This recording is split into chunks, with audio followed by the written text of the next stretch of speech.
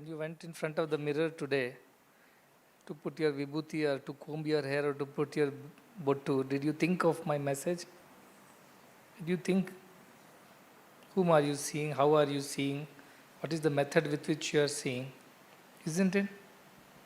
Clean mirror, steady mirror, and focus on where you are putting the vibhuti or bottu or combing your hair or whatever.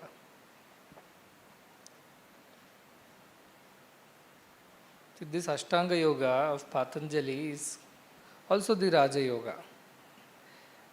The yoga where Vivekananda taught to many of his brother disciples, and he told them also to follow, were these. But it does not mean that this cannot be done along with Bhakti Yoga or Karma Yoga or Jnana Yoga. It is not like this. Everything can be done parallelly too. But unless we have some list, like he has list of 9 things, only then Purnavatar. If one is also missing, you are Apurna Avatar.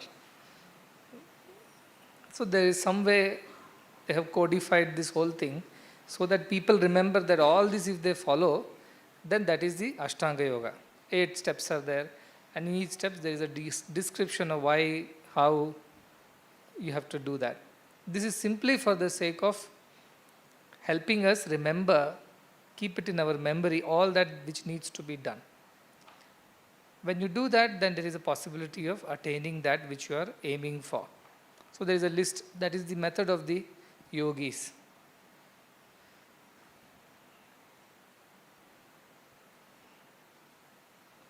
How many of you thought about it after going back, sitting and thinking that? Thought about it? How many of you thought about it?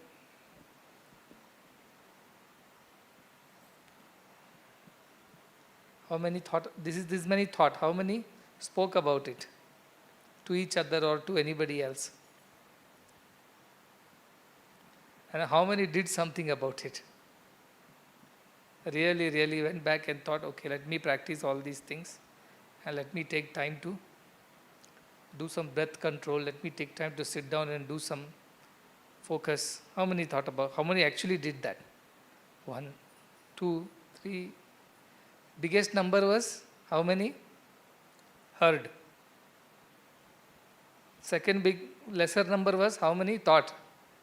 Even lesser number was how many said or spoke about it. And least number is how many did something about it. See, that is the plight of spirituality today. Many hear, a few think, fewer speak, and rarely people do. That is the problem with spirituality. Of course, thinking is the first process, first step. But it is of no use if you think about chapati. You keep thinking, but it doesn't go inside, it does not satisfy the hunger. So thinking should immediately lead to speaking, not speaking to others about it, even speaking within. Or speaking within your family, within your group, within your friends, that we heard this, we discuss, let us discuss this, let us understand this. That is the second step. Third is, let us do something about it. Let us try something with it. So I think yesterday I told that first you do yama niyama and then we will deal with the rest, and everybody said, oh, then we are a long way away. Let us not even try. That is not the attitude. Not trying is not the attitude. Yama niyama, while you are performing, you will be able to steady your mind much more for longer periods of time. You will be able to experience this peace, this focus for longer periods of time. But there is no harm even if you experience it for shorter periods of time. Is there any harm? There is no harm. So even for shorter period of time, when you get an opportunity to sit down, think and do anything about it, do. Because yama niyama is a lifelong process. It's not just for 1 day or 2 days. Lifelong you have to follow these disciplines, internal and external, in order to purify the mind, in order to stabilize the mind, and in order to remain focused on that idea, that thought of God. So that will take its own time. But it does not mean that you don't practice that at all. Yama Niyama is a lifelong, it should become a sahaja for you. It should become a natural way of living. Satya, Ahimsa, Aste, these should become natural ways of living. You should not put an effort to speak truth. Whatever you speak should be truth only. Ahimsa, you should not put an effort to be non-violent. Your nature should be non-violent. Aste, there is no effort to not steal. Your nature only is to not steal. So till that happens, you keep practicing that. But that does not stop you from doing some pranayama, doing some pratyahara on a regular basis. Did anybody practice and benefit from this pratyahara? Because some people have actually practiced this. Did you benefit? Were you able to control the vagaries of the mind for at least short time? At least for that moment, for a few moments, did you make it more peaceful, more balanced? You felt like that? That you got a taste of what it is. Taste of keeping the mind under your control, you say. So today I am going to speak to you about 4 pillars of this Vedanta. You learned yesterday about yoga. We have talked about Bhakti Yoga. We have talked about Karma Yoga. We talked about Jnana Yoga. We talked about Raja Yoga also. In the last few talks, we have covered almost everything. Isn't it? When we talked about Bhakti from Bhagavad Gita, what we talked about? We talked about do everything for God's sake. That is Karma Yoga too. But when you do it for your sake, then it is karma. Becomes yoga when you do it for selflessly. Selflessly for anybody's sake. But the higher idea is do it for God's sake. Because God is in everyone. With that idea, whomsoever you do, whatever you do, Ashnasi, Juhoshi, Karoshi, Dadasi, everything you do it for God's sake. So that becomes karma yoga by itself. So dharma bhakti. And because of that, what happens? Your mind finally gets merged with God. And that is jnana. Your mind is the only wall, only curtain between you and your true self. That is the only Maya. As he said, the Maya is between Rama and Lakshmana. So that Maya is there. But it does not hurt if once in a while such turns come and Maya is at least out for some time, out of our way, if not for all the time. At least for some time. It does help. So some practice to get rid of that little illusion once in a while also is good enough to begin with. So don't get discouraged that I said you should practice first these things and you're directly aiming for that. It's not necessary, but you should put efforts in all the things. But if you want to have those longer periods of focus, longer periods of peace and that experience of the bliss, then you have to put more efforts on your yama niyama. That is the foundation. Otherwise, once in a while, it's like jumping and touching the fruit or jumping and touching the roof. But you're not able to stay at the roof. Stay there. You're coming down immediately, isn't it? But nevertheless, there is an effort. You want to children play. They want to touch the branch of the tree. But that's all it is. You're not going and sitting on the branch. You're only touching and coming back. So, but at least that gives you an idea what it takes to go up. So it's no harm that you should practice. You should practice in some way. At the same time, every time your mind goes out of focus and your senses run hither, thither, then you have to tell my yama niyama is little lacking. My pranayama, pratyahara is little lacking. Somewhere, therefore, mind is running this way, that way. My focus is shifting. My focus is not clear. So I wanted to tell that because I don't want to discourage people from saying that, oh, this is an unachievable task to let it. I also said, this is definitely achievable. This is what is to be achieved, in fact. Everything else should lead to this achievement only. Nothing else should matter other than this. That was the whole idea. So today, Sri Adi Shankaracharya says, we have to have these 4 things to attain the divinity. Viveka, Vairagya, Shat Sampat, Mukshatva. 4 things are required. See, already 3 things you are born with human body. Already is great blessing. You could have been born as any animal, any bird or insect. But you have already been born as human. Turlabham trayamai vetat. 3 things are rare to find. Manushyatam, we have already found that. First blessing is over.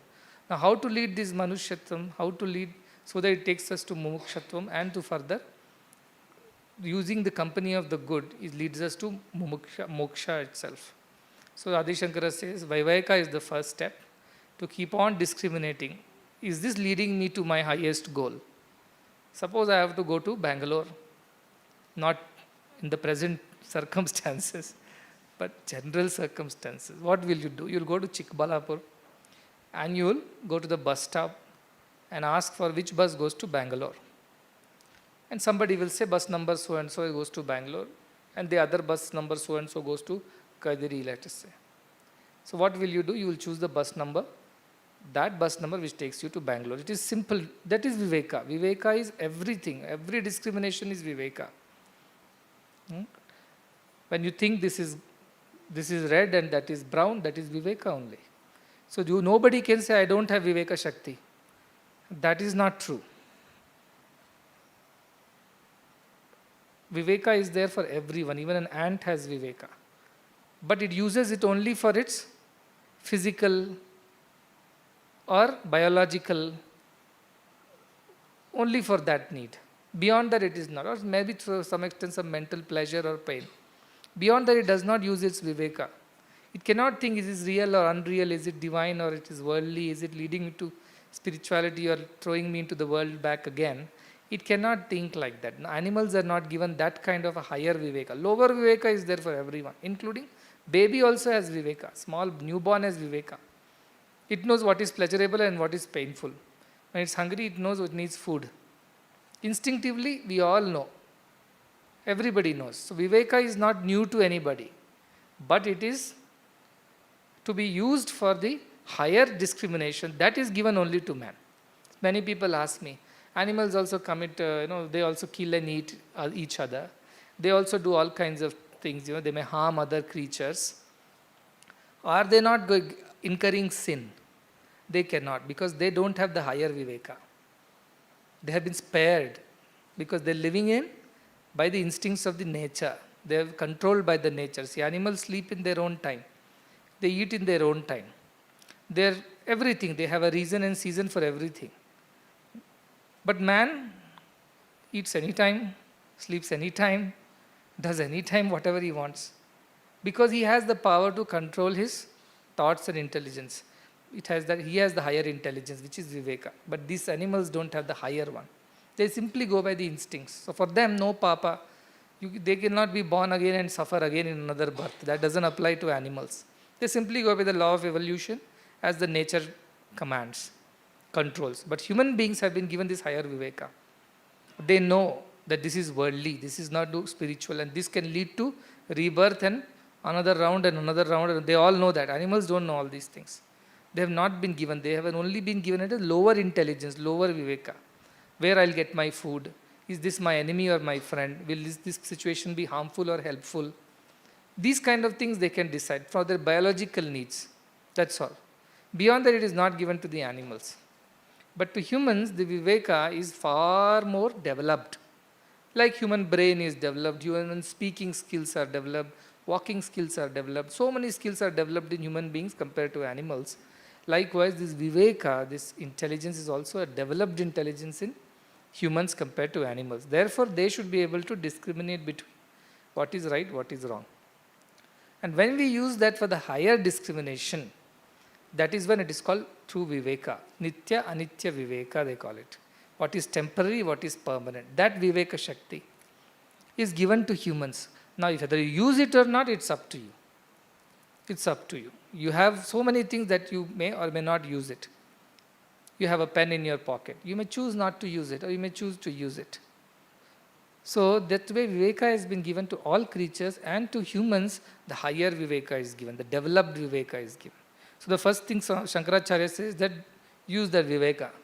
What is that Viveka? It tells us what is going to take us to spiritual goal, what is going to pull us back into the worldly ways, the ignorant ways, into the Maya ways. That is all first step is. So keep thinking every moment, I am speaking this. Does this speech lead me to my realization or taking me any closer to my higher self? Does this bus go to Bangalore? Somebody says, yes, this does go. Then you go and sit in that bus. So you discriminate because your goal is God.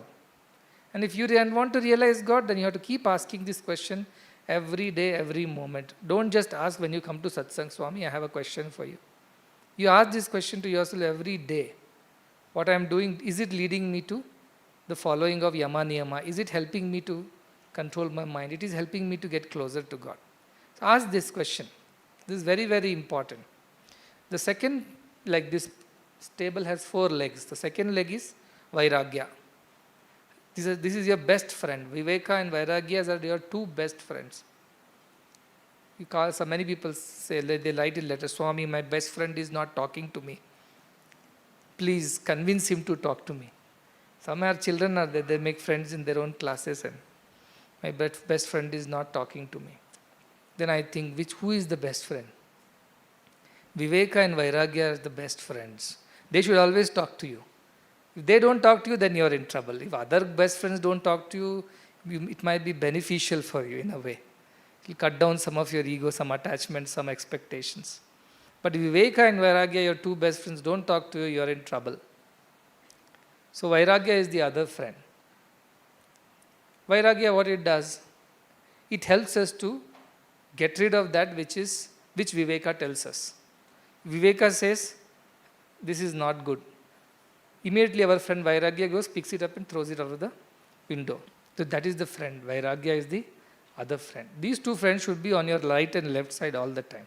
So when you are moving around, imagine yourself to have these 2 friends. Suppose you are going to some place. You don't know something. Whom will you ask? You will call up your friend. If you have a friend by your side, you will ask, isn't it? Shall we go there? Shall we not go there? Like that, immediately turn to your right and ask Viveka. Oh, Viveka, what do you suggest? What do you advise? Should I say this or not say this? Should I do this or not do this? Should I go there or not go there? And Viveka immediately will tell you. He's a very good friend. He will tell you immediately, no, don't do that or do this. The moment Viveka says, use Vairagya's help. Vairagya, what will do? It will get rid of the thing that need not be there.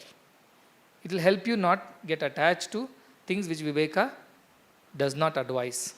It takes care of that. You have a doctor and a nurse. Doctor diagnoses. Oh, this man is having some particular problem.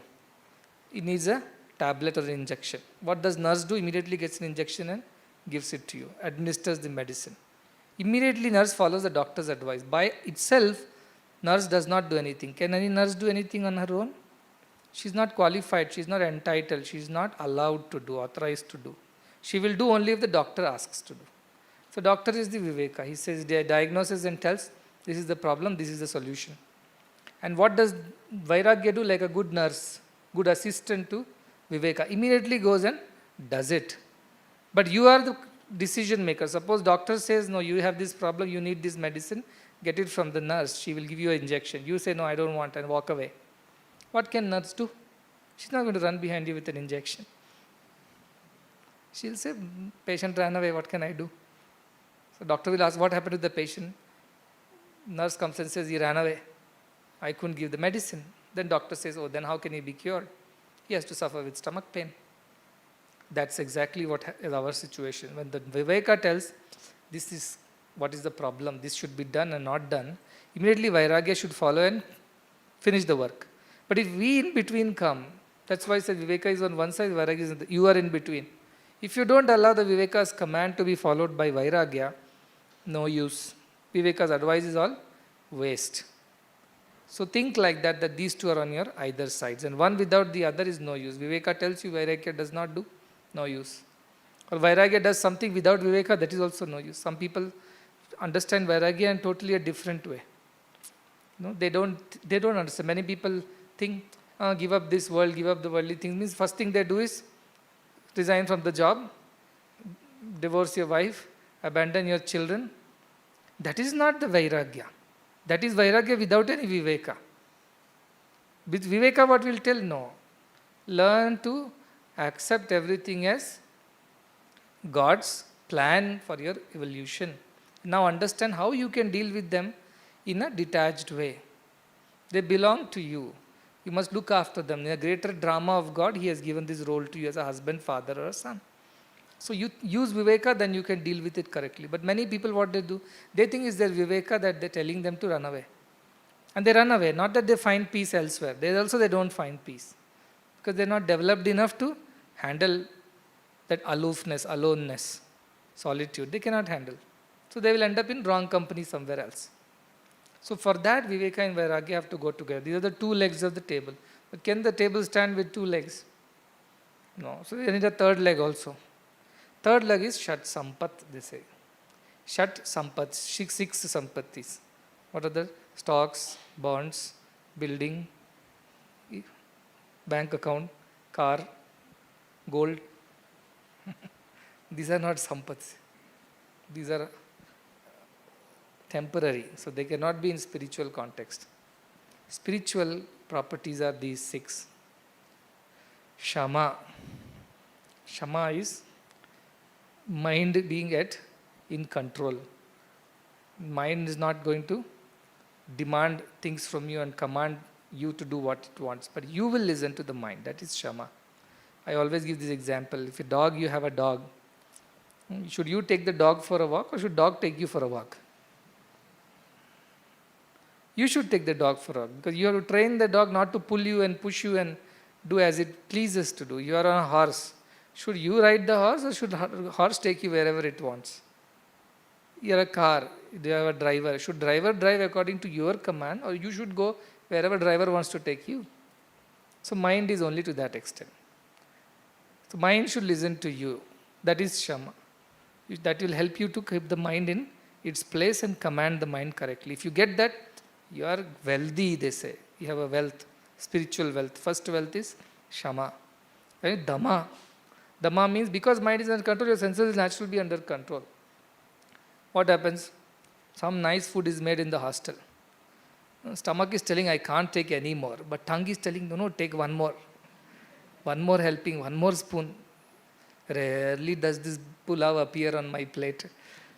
After a long, long time, this has come by the grace of the cooks, kitchen in charge.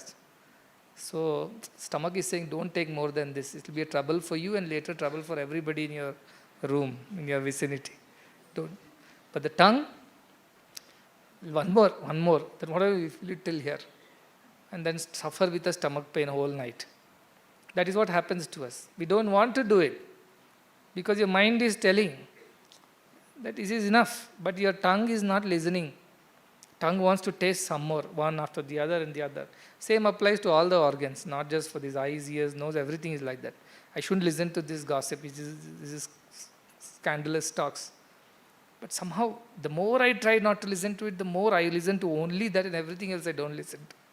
I don't want to see that and my eye keeps going that way only. I don't want to do this, but my mind keeps going there. So this sense control, in the sense, physically you should be able to keep them in check. That is Dhamma. These two are most important. Shama means mind should be listening to what you say. And Dhamma, your senses should be listening to the mind in turn. Isn't it? They cannot do as they please. So that two are the Shama, Dhamma, and then comes to Uparati, withdrawal. Some kind of a Uparati means not too interested in anything, not getting attached to anything. A sense of detachment from everything. Oh, you have got 99% marks, you are the topper of the class. Well, good, that's God's grace. He has blessed me with that. You know what? Today you have failed in the class. After your good effort, you say, okay, I will try next time better. I will work hard and take it up next time. Udasina. Like that Uparati. Udasina gatavyataha, they said in the Bhakti Yoga. Udasina. Some kind of a withdrawal or some kind of a detachment, a distancing from everything. Uparati. Then Titiksha.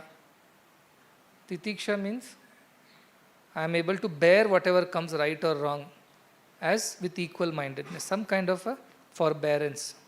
Some good happens also, I should be able to bear it without jumping up and down. And something goes bad also, I should not start digging a pit to bury myself. Not that kind of attitude. So Uparati means some distancing if you do, Titiksha is possible to take it at the right way. When you distance yourself from things, you can see things in a better perspective. So you are able to take it better. Titiksha, forbearance. Very important. Then Shraddha. Shraddha means deep interest in all the good things, in the Guru, in the scriptures, in this whole idea of spirituality, you should have Shraddha. That again, in Tripura Rahasya, Dattatreya tells these are the three mistakes because of which we don't realize or we don't put an effort to realize God. The first is aparadha. He said aparadha is nothing but lack of Shraddha in scriptures, lack of Shraddha in Guru, lack of Shraddha in all the good things. You don't have interest in it. So you have to develop the interest. How do you develop interest? See, when you're born, you were always drinking milk, mother's milk. Your mother had a hell of a time to change your habit from drinking mother's milk to eating rice. First time Annaprashna was done, the first reaction was what? Try all children. Annaprashna you do, put anything on their tongue, they'll spit it out. But what happened? Over a period of mother's persistence, this is good for you, this is good, Shreyo, this is good, this is Shreyo, this is not Preyo, but it is Shreyo. She keeps on convincing you. Till a date that one day if she doesn't cook rice at home, you know what's going to happen. So upset with your own mother. How did you not cook it? Don't you know I love rice? Don't you know I cannot eat my food without rice? The mother should wonder, the same baby was spitting rice and now it's crying when rice is not being given. So that Shraddha also in good things doesn't come just like that. Purva Janma Sukruta should be there, good company should be there, and your own efforts to develop that Shraddha. Many people say, I don't get interest in these spiritual things, but I get very good interest in listening to unwanted things or seeing unwanted things. Great interest. That is not interest, that is instinct. That is instinct. Ahara nidra bhayamaitanamcha. Pashutvam it is. That instinct pulls you there. That is not interest. Interest has to be developed in everything. Instincts are already coming as with the birth. But interest have to be developed. So you develop some interest in music. You listen to a lot of music, slowly you develop interest. Then you listen to Western music, develop more interest in Western than Indian. In Western music, you may develop more interest in a certain musician and his music alone. Because of continuous listening, the Shraddha comes when you listen to good things all the time and spend your time in the company of good people. Then Shraddha will slowly start developing in you. Don't think that if you don't get interest right now in scriptures or good thing, it cannot be developed. It can be developed.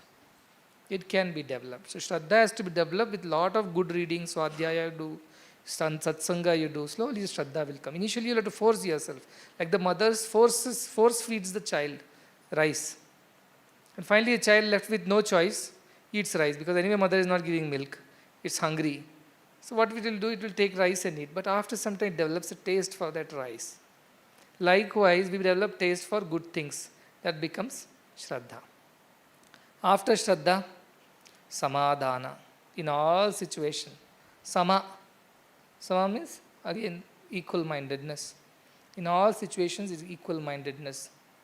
Samadhi also is, in the very physical, literal meaning is to keep your mind equal in all situations. Since you have controlled your mind, controlled your senses, never engaged in unwanted things, since you have developed some distancing from all the activities of the world and you're able to see it as a witness from a distance, that gives you the ability to bear good and bad with as it comes, without attaching too much of excitement to good or too much of kind of hatred towards or some kind of a negative feeling towards bad. Tiksha. And then you do what you will do with all your time, you keep developing the Shraddha in scriptures, in good things, and get rid of that aparadha of the past, where you don't develop that interest. And finally, you develop a state where you are having equal-mindedness. So these six together are the true properties. The one who has it, has everything. See, if you don't have peace in life, can you enjoy anything? Can you enjoy, even if you're a big king and you don't have peace, can you even eat your food and enjoy your food? What your tongue is doing, you have no idea because your mind is not at peace. It doesn't have the equanimity, it's struggling. The too excited, you've seen some people are too excited, they cannot sleep. Wardens have the hardest time to put them to sleep because they're too excited. These children, something, they won a match, they won a competition, or they cannot control them, cannot put them to sleep because the mind does not allow. Similarly, somebody is too sad or too depressed, even they won't sleep. They are generally found inside the bathrooms in the night, close the door and crying. because of depression. They cannot sleep. So either ways you cannot enjoy life if you don't have samadhana. So samadhana comes, that is a great, great, great wealth, they say, because that will help you enjoy everything else. If that does not come, nothing else you can enjoy. But to develop samadhana, all these five are helpful. Shama, Dama, Uparati, Titiksha, Shraddha. Ultimately you come to samadhana. And when you develop this is the third leg of the stool. And fourth leg is mumukshatva. As I said yesterday, a deep, tremendous burning desire to know yourself. Like a man who has been burnt in fire runs for a balm to soothe his pain and cannot think of anything. That time you give him beautiful shoe or clothes, he's not going to be interested in anything. His hand is burning, he's suffering. You give him the best of the food at that time, he's not going to pay attention to it. He was running to find a solution to his burnt hand. That kind of a feeling, tapana, should be there for God. The one who has that will definitely run for God. He cannot think of anything else at that moment. Whatever you come and distract him with, he or she is not going to pay attention to it. So that kind of a deep passion to know God. Somebody came to Sri Ramakrishna and asked, "Can I see God the way you see?" "Of course you can," he said. I took him and pushed him into a well in the garden. That fellow started struggling to come out, to breathe, because he was scared that he will die. So Ramakrishna ji said, the way you are struggling now to get a breath, if the same way you struggle to see God, you will see God. But who struggles for God? We cry for everything. Even the Sri Ramakrishna used to say, who cries for God? Everybody cries for everything else. They cry for money, they cry for name, they cry for success, they cry for family, children. But who cries for God like this? So if you don't cry for God, how? Sri Ramakrishna himself practiced all kinds of yogas and all paths, left side, right side, everything. At the end of it, he realized that none of this is helping him to meet the divine. These are all those moments when you hit the roof, jump and touch and come back. You cannot stay up. These were the moments he experienced. Those nirvikalpas and sometimes savikalpas and things like that. But he was not able to feel the fulfillment of all the practices. So ultimately what he did, he went to this mother, pulled that, she holds a weapon, like a sickle, like a knife. He pulled that out from her hand, put it on his neck and said, if you don't show me yourself now, this is it. I am going to cut my head and offer it to you and be done with this life, which is of no use because I don't see you. At that moment the mother appeared. Not that she appeared physically, in his mind's eye. She appeared and told, don't do this, I am here with you. I am pleased with what you do. It doesn't mean that you'll all borrow knives and threaten me like this from tomorrow. Come for satsang, give me darshan, talk to me else. Many children do that. They cut their finger, write with blood. All this is not true bhakti. I mean, that passion to know God should be very sincere from within. And how will God come? Mother did not come physically. The statue did not move from its place. She appeared to him in the mind's eye. He will tell, even in Dakshineshwar, he will sit and say, Ma has come. And everybody will look where? Because they cannot see. But he say, Ma has come. And he'll run to meet Ma. I'll sit on the steps and chat with Ma for hours and hours. And nobody can see what he's doing. They'll think he's gone mad. But he knew what he's doing. He was clear. He said, I experience God as I experience you. So you don't have to expect me to appear in your hostels and your rooms. You have to think Swami is with me, with that bhakti, in some way or the other. He will be there with you. You know that. See, that he's saying, Vasudevananda, I told him, you ask me for everything, think I am your companion. You're eating food, Swami, let's come, let's go have food. You are going to satsang, Swami, let's come, let's go and have satsang. For everything you talk to me, I told him this secret, isn't it? What happens? Even if he has not physically or experienced me the way Ramakrishna is saying, but his heart knows that Swami is around. That is the first step. Pretend. And if I did not know that he's praying and praying to give a speech and also sing a song, so I told him, you don't sing a song, you only give the speech. Because I know, because he's talking to me all the time. Like his own, in his room, he thinks there are two people staying, not one. One is him, another is me. That's how his firm conviction it is. It is not some fanciful effort. It is firm conviction that Swami told that he will be with me, and if I talk to him, he will respond some way or the other. That is his innocent, deep conviction. So his experience is according to that. As you are convinced, that is how your experience is. So he is experiencing that. Isn't it, Vasudevan? But all these years he has been giving lot of saptaham, but never had this kind of a conviction. He will tell everybody, God is everywhere, Swami is with us. But did he himself have that kind of conviction which you have today, tell me? Therefore, you did not have that kind of experience before. Today you have the conviction, that is why you have the experience. So that conviction that God is with me, and it all the time involving God with us, every moment, that is through bhakti also that jnana will come. So mumukshatva is what? You tell God only. So you help me do all these things. You told me that you will give me the highest, but my hands are shivering and shaking. My hands are tiny, puny. They cannot take the gift that you have come to give. I know you are waiting for me to grow and evolve through Ashtanga Vidya or through all the other spiritual practices, Bhakti Yoga, Karma Yoga. You are waiting for me to grow. My palms should grow big enough and strong enough to hold the precious gift that you have come to give. Nevertheless, till then be by my side. Help me in every moment do what I am doing. Please help me. This kind of a conviction also, if we develop, you will experience the presence of God every moment, help of God every moment. So this will keep our minds focused on our sadhana. We won't forget things. He said, by the time prasadam appears in the hand, all the spoken and is forgotten. Now, that cannot be the way. You have to take this message back and do mananam, go back to the home or wherever, and think about at least 10 minutes, you think about all that Swami spoke today. Can I control my mind? Can I keep my senses under my control? Can I distance myself from things? That's why I said pratyahara, do a little bit of distancing from things. Can I do some meditation today? Even if 10 minutes, can I sit down in a corner? At least observe my breath to begin with. Can I sit down and think of how my thoughts are running here and there? Observe my thoughts. Start the practice somewhere there. In one day, nobody has become a pandita. Everybody needs some effort, but my whole idea is that efforts are required. Well, as I said, like the mythological Vidyanagari, where everybody is a jnani, I would like to see whole place, this at least to begin with. The one who is preaching all these things, if somebody comes here and says, your own people are not following, your own place is full of avidya, what am I going to tell them then? Somebody comes to Ramarajya and says, your Ramarajya is not at all like Ramarajya, so how can you be Rama? So that is how it will be.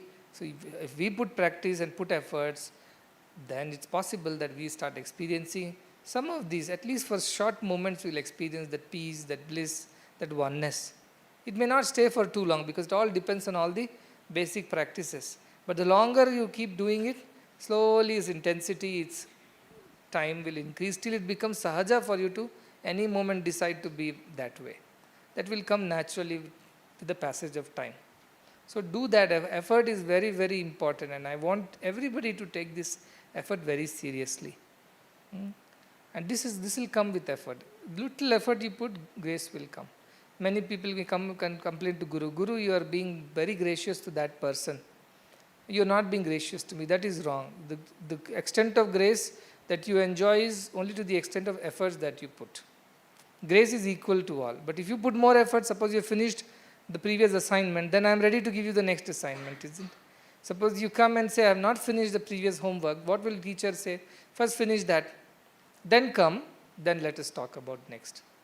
So all these things have to be developed with effort. Without effort, nothing will come. Without effort, you can't even get your food. If you sit in your place and hope that food will come to you, it's not going to happen. You have to get up, go to the dining hall, pick up a plate, put what you like to eat, and then sit down in a place, put in your mouth, chew, swallow, digest. It is a process. Just sitting, if you imagine that my stomach should get filled on its own, it will never happen. Likewise, this effort is required. So I want to see numbers increase. From those who have heard, that many only should have thought about it. More should have been spoken about it to each other and to more. And finally, everybody who has heard or thought or spoke must have done something about it. It cannot reduce. Numbers should not reduce like this.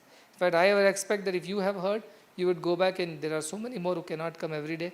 Probably you will discuss with them, spend that 15, 20 minutes, half an hour, and tell them also about it so that you yourself get a reformation of whatever you have heard and your concepts get clarified, and then you all put combined effort. As a family, put an effort if you can. You are doing bhajans as a family, you can sit down. Okay, let us all sit down 10 minutes, let us see. And one simple exercise I will give. Observe your thoughts during that moment when you are trying to, let's begin there. Slow down your breathing and observe your thoughts during that period when you are trying to keep your mind steady, that where all it goes. And then note it down in your notebook, in your spiritual notebook. Maintain a small spiritual diary for your own sake. Note it down. Today when I sat down for meditation, first thing came is the idli in the morning. The second thing came is my toothpaste is over. Third thing came is that Swami had told this. Fourth thing, that bhajan.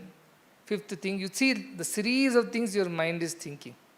Just observe. Don't do any effort to control the mind. Many times these children are running and mothers are getting worried, then they try to control it. Just leave them. After some running, they will settle down on their own.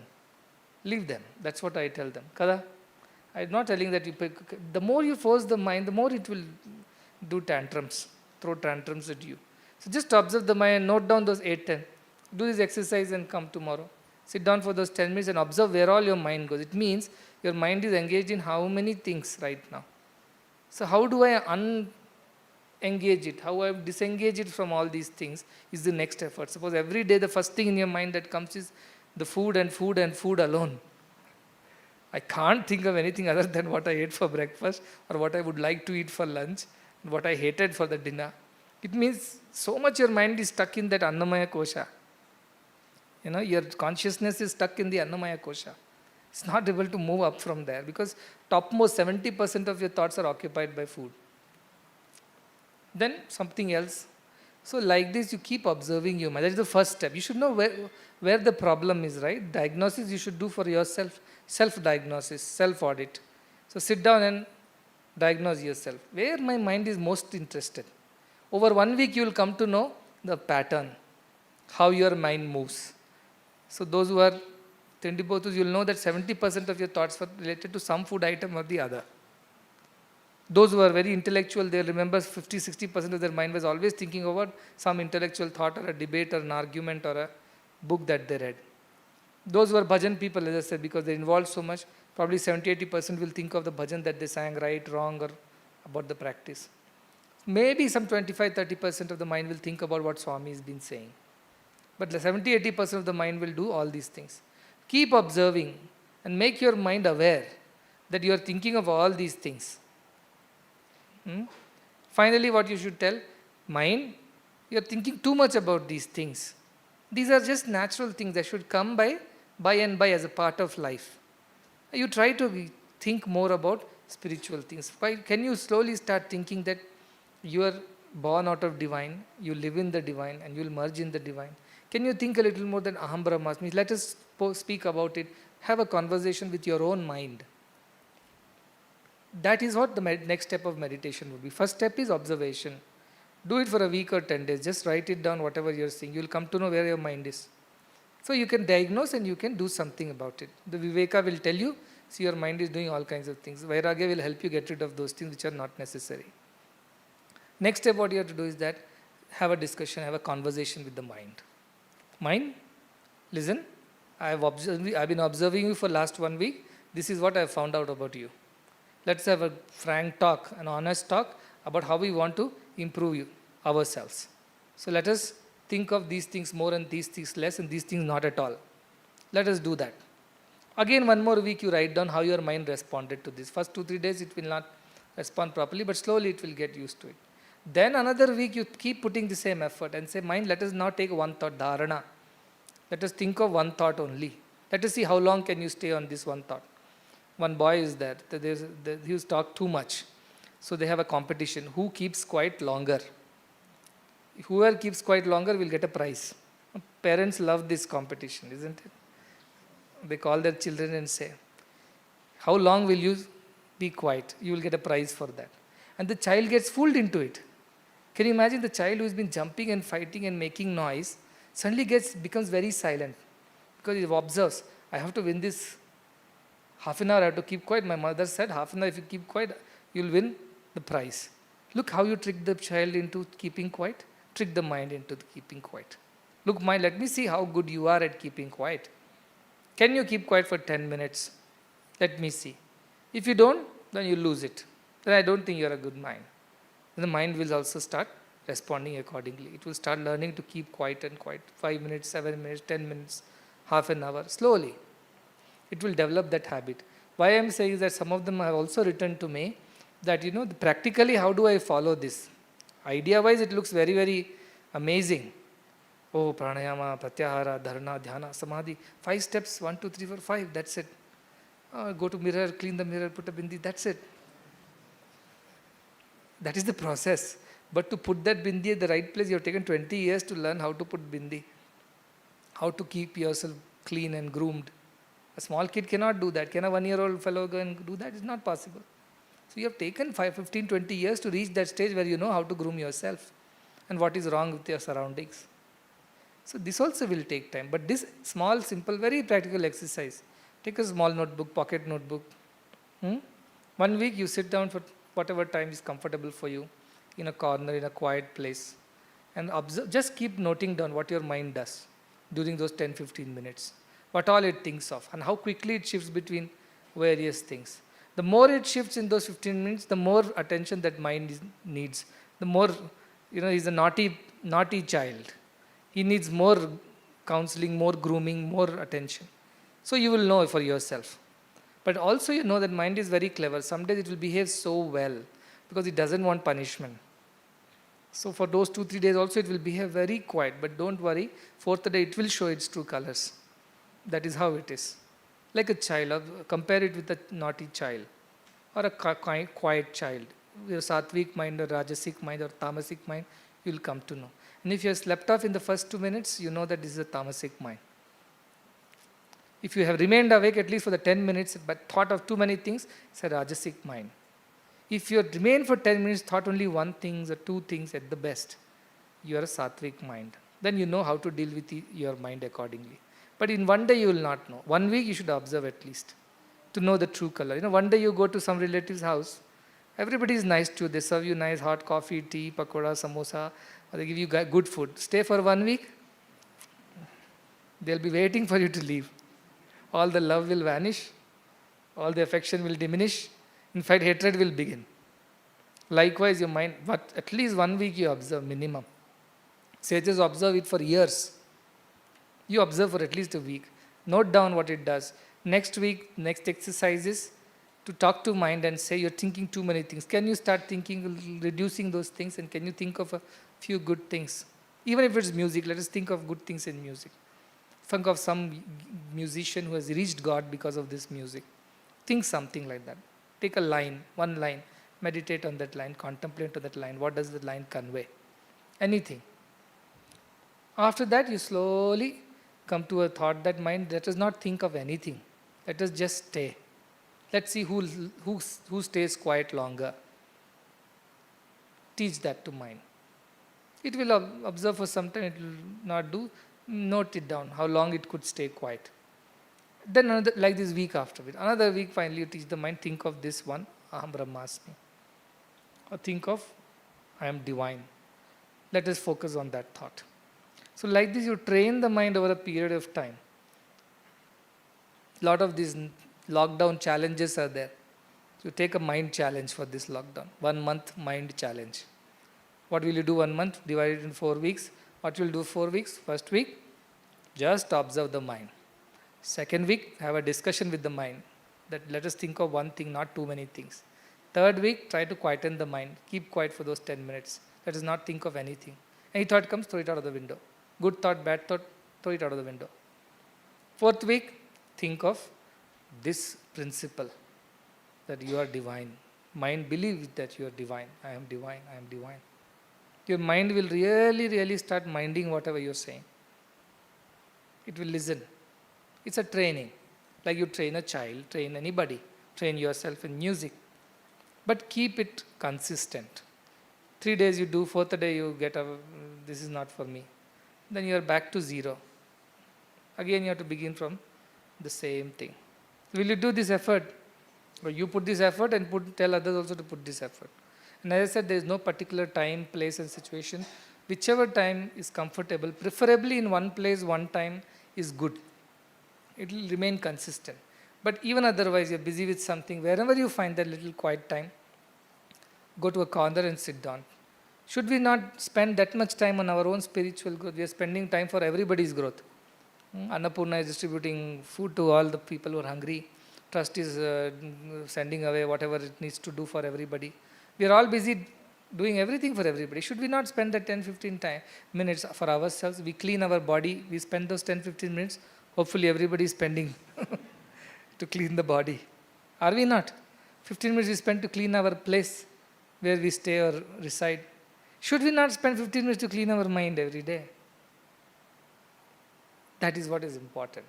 And that effort has to come from your side. My telling you all this is not going to clean your mind. It's only my telling you is how to clean the mind, that's all. So if you listen to a satsang, you will only know how to clean the mind, how to eat food. But eating food is not happen. So don't go into that impression that I attended satsang, my mind is clean for the day. No, not necessary. Attending the satsang is you are learning only how to keep your mind clean. These are methods. To apply these methods, you have to go back to your rooms and do. That is in your hand. So all this will find success only if you are putting the effort back home, back in your room. Okay? So this you please keep in mind and don't take it lightly. He told yesterday, so you have to take very seriously. If I give you all these thick books and tell you read for yourself and find out about how you control the mind, how many of you are going to do that? First of all, they are all written in Sanskrit. Half the people will faint the moment they read 2 stanzas of Sanskrit. I made it in your language. It is in English. Then I made it so simple and practical. So you start with this. Yama niyama you have to do. That is a lifelong exercise. It's not for today. Lifelong you have to follow these principles of good conduct within and without. That is given.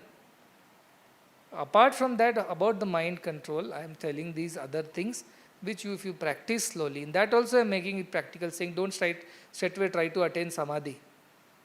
That may not happen and you will get frustrated and you will say this is all not for me. But that is not true. And one day somebody comes for music practice, doesn't get to sing properly, music is not for me. That's a wrong attitude. It is for you, provided you put that effort consistently. So that is what I am saying. So how do I do pranayama, pratyahara? This is what I am doing, exactly what I did, asking you to do in 4 weeks. You think tomorrow you tell me what I have told, how is it related to the Ashtanga Yoga? Keep yama niyama aside. Now all these 4 weeks I have practically told you how to do asana, pranayama, pratyahara, dharana. In these 4 weeks. That is what I have taught you. Asana, sit down in one quiet place. Don't do anything with the mind. Just observe the mind. Isn't it? Next day, pranayama, try to control the mind. Tell the mind, don't think of too many things. Let us think a few things. Slow down your breath. First week, I am not even telling slow down your breath. Just sit and observe the mind. Asana only. If you can sit down in one place. Second week, pranayama. Observe the mind at the same time. Control your breath. Control the mind. Talk to the mind. Think of good things. Then pratyahara.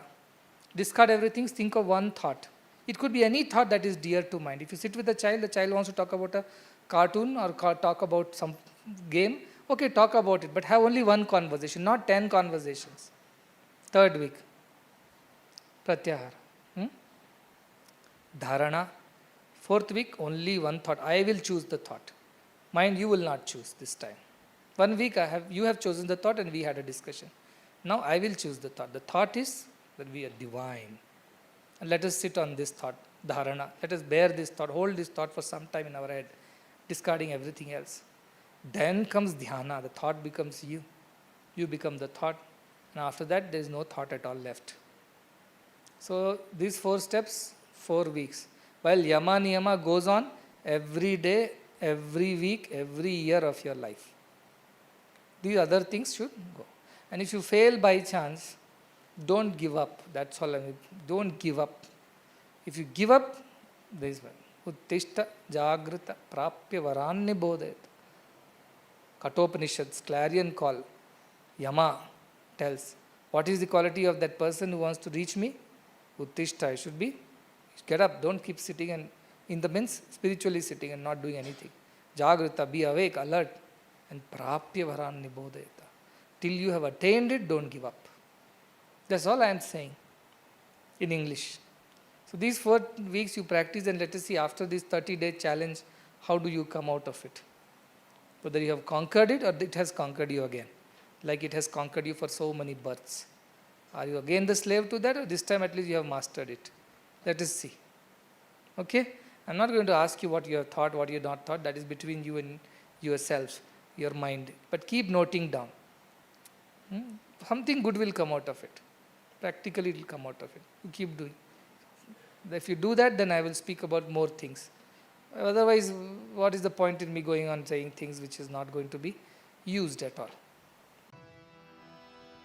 प्रेमामृत बरसाओ बाबा, प्रेमामृत बरसाओ बाबा, प्रेमामृत बरसाओ बाबा, प्रेमामृत बरसाओ बाबा, दया करो भगवान, दया करो भगवान, कृपा करो भगवान, कृपा करो भगवान, दया करो भगवान, दया करो भगवान, कृपा करो भगवान, कृपा करो भगवान,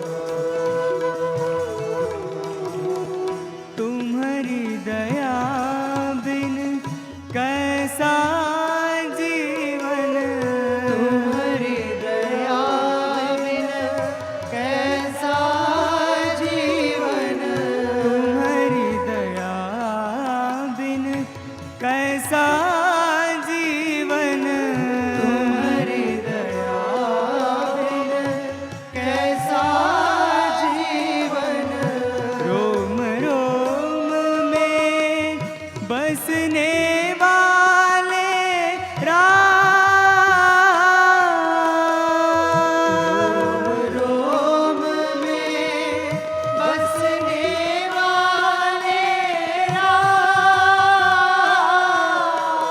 रोम रोम में बसने वाले राम,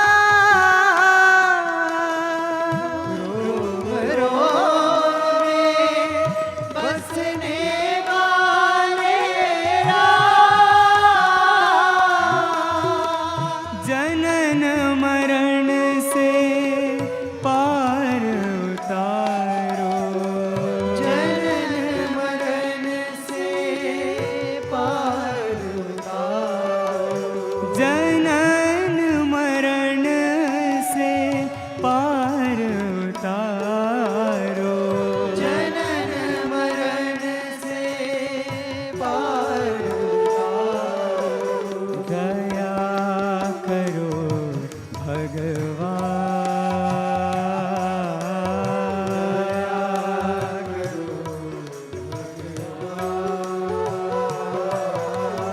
कृपा करो भगवान,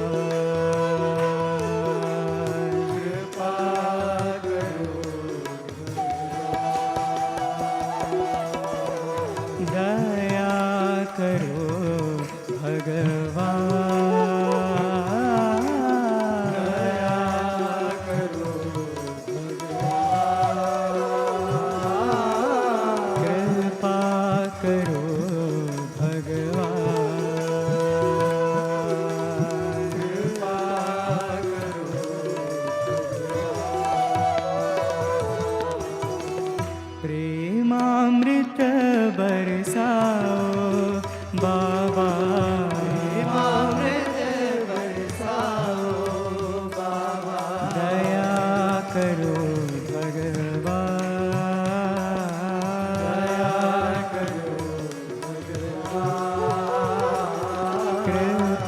करो भगवान, कृपा करो। तुम्हारी दया बिन कैसा जीवन, तुम्हारी दया बिन कैसा जीवन। रोम रोम में बसने वाले राम, रोम में बसने वाले राम, रोम रोम में बसने वाले राम, रोम रोम में बसने वाले राम। जनन मरण से पार उतारो, जनन मरण से पार उतारो। दया करो भगवान, दया करो भगवान, कृपा करो भगवान, कृपा करो भगवान, दया करो भगवान,